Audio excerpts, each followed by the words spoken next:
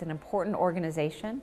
It's one we need to support. It's one that we need to include in meetings like that, where we're thinking about policy, we're thinking about taxes, we're thinking about Utah.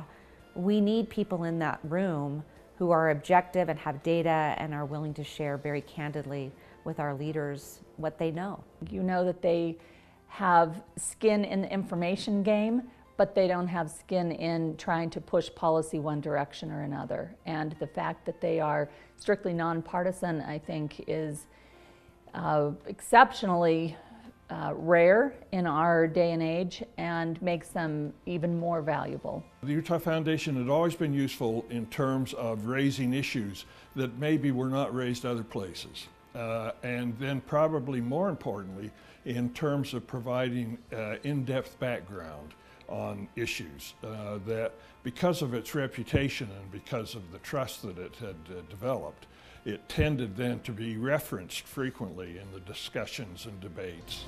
It provides, with as little bias as I think is possible, the kind of information that those serving in public office critically need to do their jobs well.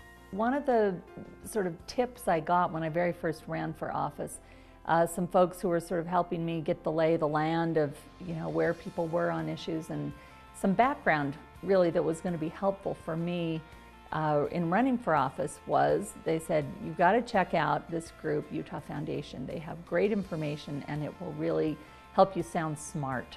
You know, Utah Foundation has become one of those incredible assets that most of us take for granted. I actually got to know Utah Foundation back in 1988 when I was elected to Utah State Senate, and had no idea who they were or what they were.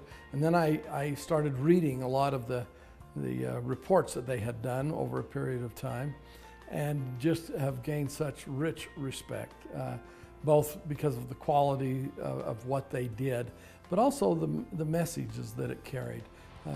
Giving people an opportunity to make decisions that are information-based, and you know, that's a pretty good thing to base decisions on. It has been nice to have an organization that does some policy work, some research-based policy work. In fact, database decision-making and database policy-making is really the direction that I think we need to go to have greater success in all that we do, whether it's education or other policy areas. And so since my first days on the State Board of Education, I've been very interested in and appreciative of the work of the Utah Foundation.